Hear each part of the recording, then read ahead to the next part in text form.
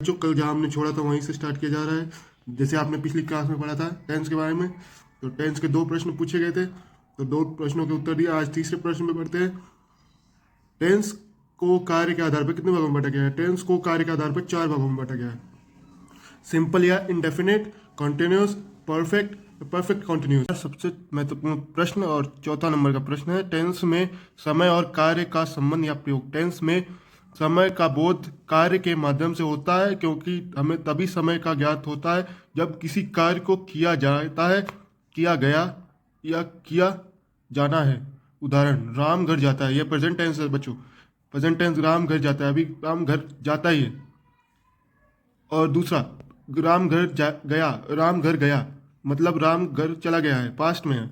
और राम घर जाएगा, राम घर जाएगा मतलब अभी भविष्य। पढ़ते बच्चों कि हमें कैसे पता लगेगा संबंध, कार्य और समय का क्या संबंध है। तो आगे उदाहरण देखिए। राधा खाना बना रही है, हमें ये नहीं पता कब से बना रही है, कब तक बनाएगी, ये हमें नहीं पता है। तो ये बना रही है, इसमें ये टेंस हम आगे पढ़ेंगे। ये कॉन्टिन्यूस का टेंस है। एग्जाम्पल से पहले हम रूल देख लेते हैं। सब्जेक्ट प्लस वर्ब की first form plus es s plus object, यह आसानी होती है किसी भी वाक्य को बनाने में, हिंदी टू इंग्लिश ट्रांसलेट में। उससे को हिंदी में थोड़ा समझ लेते हैं। तो सब नियम, रूल को नियम कहते हैं। सब्जेक्ट, सब्जेक्ट को कर्ता कहते हैं, वर्ब को क्रिया जो हो रही है, और हेल्पिंग वर्ब को सहायक क्रिया कहते हैं, ऑब्जेक्ट को कर्ता द्वारा किए जाने वाला कार्य कहते हैं। तो हम अपने वापस आते हैं एग्जाम्पल पे। एग्जाम्पल, मैं बाजार जाता हूँ, तो हम लोग रूल को दोबारा पढ़ेंगे। तो रूल क्या मांग रहा है? तो सब्जेक्ट प्लस वर्ब की first form plus es s plus object. तो पहले क्या ढूंढना है? सब्जेक्ट। तो सब्जेक्ट कैसे ढूंढे? तो मैं बाजार जाता हूँ, तो कौन बाजार जाता है? तो मैं जाता हूँ। आगे हम पढ़ते हैं बच्चों टेंस कैसे बनते हैं, शुरुआत कैसे की जाती है। प्रेजेंट टेंस के भी 4 भाग होते हैं, present simple, present continuous, present perfect, present perfect continuous. इसमें भी जैसे आप पूछेंगे बच्चों की सर हमने पीछे ही पढ़े हैं, तो इन्हीं के बारे में बताया गया था कि यही समय के साथ साथ चलते हैं। इन्हीं के माध्यम से हमें पता लगता है कि समय कब कैसा चल रहा है, हो चुका है कि नहीं हुआ, कार्य कितना हुआ है, ये सब की जानकारी इनमें मिलती है। तो पहला टेंस हम पढ़ेंगे प्रेजेंट सिंपल टेंस। तो इसका में हेल्पिंग वर्ब है ये ईएस या एस। पढ़ते हैं। प्रेजेंट सिंपल में बिल्कुल सरल तरीके से टेंस बनाते हैं। बस एक रूल और फर्स्ट पर्सन, सेकंड पर्सन और थर्ड पर्सन की जानकारी होनी चाहिए। और इनके रूल है, ये देख लीजिए बच्चों। रूल है प्रेजेंट टेंस का ही। प्रेजेंट सिंपल मतलब सब्जेक्ट प्लस वर्ब, वर्ब मतलब क्रिया, जो आप क्रिया कर रहे हैं उसकी फर्स्ट फॉर्म, जैसे खाना है तो ईट, ईट की फर्स्ट फॉर्म ईट होती है, फिर एट होती है, ईटन होती है थर्ड। तो आपको इसकी जानकारी होनी चाहिए, इसकी वीडियो हम आगे बना देंगे। हेल्पिंग वर्ब, जैसे हेल्पिंग वर्ब मैंने बताई आपको, ये ई एस या एस प्लस ऑब्जेक्ट। तो फर्स्ट सेकंड पर्सन की जानकारी देते हैं। फर्स्ट पर्सन मतलब I, we, me, my. Second person में you, your, yours. Third person में ही, शी, इट, दे, एक नाम। फर्स्ट पर्सन सेकंड पर्सन में एस एस का प्रयोग या हेल्पिंग वर्ब का प्रयोग नहीं होगा। हेल्पिंग वर्ब देख लीजिए, यहाँ लिख दिया मैंने हेल्पिंग वर्ब।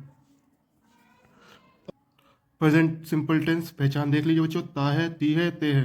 रूल देखिए, सब्जेक्ट प्लस वर्ब की first form plus E S. हमने हेल्पिंग वर्ब को हटा के ई एस लिख दिया, क्योंकि हेल्पिंग वर्ब ही है ये, प्लस ऑब्जेक्ट। फॉर एग्जाम्पल, मैं बाजार जाता हूँ, सोहन खाना खाता है, तुम फुटबॉल खेलते हो। फुटबॉल मैंने इंग्लिश में लिख दिया बच्चों की, थोड़ा सा आपको भी समझ में आए, इंग्लिश में भी आप थोड़ा सा समझ जाए कि फुटबॉल ऐसे लिखा जाता है। एग्जाम्पल से पहले हम रूल देख लेते हैं। सब्जेक्ट प्लस वर्ब की first form plus es s plus object, यह आसानी होती है किसी भी वाक्य को बनाने में, हिंदी टू इंग्लिश ट्रांसलेट में। उससे को हिंदी में थोड़ा समझ लेते हैं। तो सब नियम, रूल को नियम कहते हैं। सब्जेक्ट, सब्जेक्ट को कर्ता कहते हैं, वर्ब को क्रिया जो हो रही है, और हेल्पिंग वर्ब को सहायक क्रिया कहते हैं, ऑब्जेक्ट को कर्ता द्वारा किए जाने वाला कार्य कहते हैं। तो हम अपने वापस आते हैं एग्जाम्पल पे। एग्जाम्पल, मैं बाजार जाता हूँ, तो हम लोग रूल को दोबारा पढ़ेंगे। तो रूल क्या मांग रहा है? तो सब्जेक्ट प्लस वर्ब की first form plus es s plus object. तो पहले क्या ढूंढना है? सब्जेक्ट। तो सब्जेक्ट कैसे ढूंढे? तो मैं बाजार जाता हूँ, तो कौन बाजार जाता है? तो मैं जाता हूँ। सब्जेक्ट हो गया, मैं को इंग्लिश में आई कहते हैं, तो आई आएगा। प्लस आगे क्या मांग रहा है? प्लस वर्ब, वर्ब को हिंदी में क्रिया कहते हैं, तो इसमें क्रिया कहाँ है? तो मैं बाजार जाता हूँ। तो जाता हूँ इसमें क्रिया हो गई, तो अपने को क्रिया भी मिल गई। तो क्रिया, तो इंग्लिश में जाता हूँ को क्या कहते हैं, तो गो। तो इसके साथ टू भी लगेगा, तो आई गो टू। और अब रूल देख लेते हैं। रूल में सब्जेक्ट मिल गए, वर्ब मिल गए, तो वर्ब के साथ फर्स्ट फॉर्म, तो फर्स्ट फॉर्म ही है ये, तो गो फर्स्ट फॉर्म ही होती है। तो आगे देखते हैं ई एस और एस। तो ये मैंने बताया था कि आई फर्स्ट पर्सन है, फर्स्ट पर्सन के साथ एस और एस नहीं लगता है। अब आगे देखते हैं, तो प्लस ऑब्जेक्ट। ऑब्जेक्ट अपना क्या है, तो मार्केट। मैं बाजार जाता हूँ, तो मार्केट अपना ऑब्जेक्ट हो गया। पहला क्वेश्चन एग्जाम्पल पूरा हुआ।